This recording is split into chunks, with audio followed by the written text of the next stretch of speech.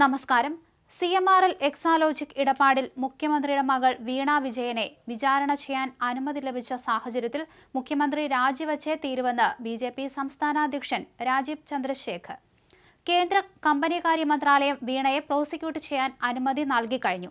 ഇതോടെ ആരോപണങ്ങളുടെ നിഴലിൽ നിന്ന് മാറി നിൽക്കാൻ ഇനി മുഖ്യമന്ത്രിക്കാവില്ലെന്നും രാജീവ് ചന്ദ്രശേഖർ പറഞ്ഞു. മധുരയിൽ തുടരുന്ന CPM പാർട്ടി കോൺഗ്രസ് ഈ വിഷയം ചർച്ച ചെയ്യണം. കാരണം രാജ്യത്ത് CPMന്റെ ഒരേയൊരു മുഖ്യമന്ത്രിയാണ് പിണറായി വിജയൻ.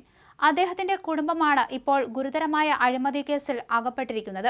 ഒരു വശത്ത് കേരളം വ്യവസായ സൗഹൃദമാണെന്ന് പിണറായി വിജയൻ വീമ്പിളക്കുമ്പോൾ അദ്ദേഹത്തിന്റെ മകളുടെ ബിസിനസ്സുകൾ ബാംഗ്ലൂരിലും മറ്റിടങ്ങളിലുമാണ് സ്ഥിതി ചെയ്യുന്നത്.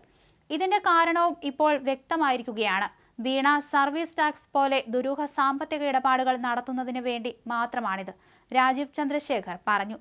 രാജ്യം വികസിത ഭാരതം എന്ന ലക്ഷ്യത്തിലേക്ക് മുന്നേറുമ്പോൾ കേരളത്തിലും പുരോഗതി യാഥാർത്ഥ്യമാകണമെങ്കിൽ അഴിമതിയുടെയും സ്വജനപക്ഷപാതത്തിന്റെയും രാഷ്ട്രീയത്തിന് അവസാനമുണ്ടായേ തീരൂ. അതിനാൽ കേരളത്തിലെ ജനങ്ങൾ ഇനിയെങ്കിലും മാറി ചിന്തിക്കണമെന്നും രാജീവ് ചന്ദ്രശേഖർ കൂട്ടിച്ചേർത്തു.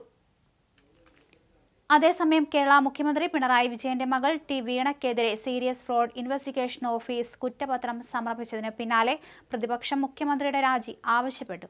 വീണയുടെ company Exalogic solutions Cochin minerals and rutile limited എന്ന സ്വകാര്യ കമ്പനിയിൽ നിന്ന് സേവനങ്ങൾ നൽകാതെ 2.73 കോടി രൂപ കൈപ്പറ്റിയെന്നാണ് SFIO കണ്ടെത്തൽ.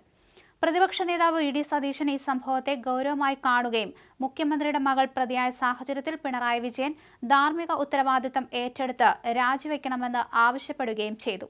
വീണയ്ക്ക് വിശദീകരണം നൽകാനുള്ള അവസരം നൽകിയ ശേഷമാണ് SFIO അവരെ പ്രതിപട്ടികയിൽ ഉൾപ്പെടുത്തിയത് എന്നും അദ്ദേഹം പറഞ്ഞു. ഇത്തരം സന്ദർഭങ്ങളിൽ പണ്ടും ആളുകൾ രാജിവെച്ചിട്ടുണ്ടെന്നും അത്തരത്തിൽ മുഖ്യമന്ത്രി രാജിവെക്കുകയാണ് ഉചിതമെന്നും VD സതീശൻ പറഞ്ഞു. രാജിവെച്ചില്ലെങ്കിൽ കൂടുതൽ വിഷയമാകുമെന്നും അദ്ദേഹം പറഞ്ഞു. ആദായ നികുതി വകുപ്പിന്റെ സ്റ്റാറ്റ്യൂട്ടറി ബോർഡ് നടത്തിയ പരിശോധനയാണെന്നാണ് പ്രതിപക്ഷം ചൂണ്ടിക്കാണിക്കുന്നത്. CMRL എന്ന സ്വകാര്യ കമ്പനിയുമായി ബന്ധപ്പെട്ട സാമ്പത്തിക ഇടപാടുകൾ പരിശോധിച്ച ആദായ നികുതി വകുപ്പിന്റെ പരിശോധനയിലാണ് അനിഷ്ടകരമായ കണ്ടെത്തലുകൾ ഉണ്ടായത്. അതിന്റെ അടിസ്ഥാനത്തിലാണ് SFIO അന്വേഷണം ആരംഭിച്ചത്. ഈ അന്വേഷണത്തിന്റെ ഭാഗമായി വീണയെയും എക്സാലോജിക് സൊല്യൂഷൻസ് കമ്പനിയെയും പ്രതി ചേർത്ത് കേസെടുത്തു.